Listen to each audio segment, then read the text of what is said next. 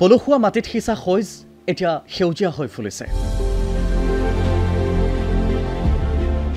চাপৰিতে ছিঙি চাপৰিতে বেছি সুখ বুটলিছে ধৰম, ৰবিন, দীনেশ আদিৰ দৰে অনেক কৃষকে।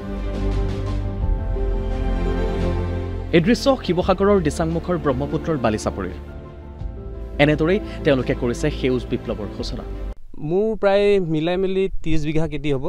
ফুল বন্ধা, জলকীয়া, বিলাহী আৰু হেৰি এনেকৈ মিলাই 5টামান আইটেম আছে, ৰঙালাও আৰু আলু, তেনেকৈ 30 বিঘাৰ ভিতৰত। নানানটা সমস্যা তেওঁলোকে দেখিছে।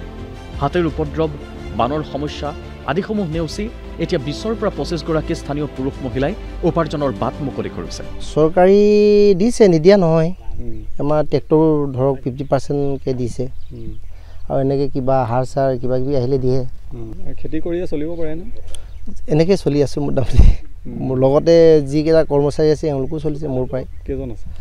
এতিয়াতো 20জন ৰেগুলাৰ থাকে, 20টা ঘৰ চলি আছে আৰু।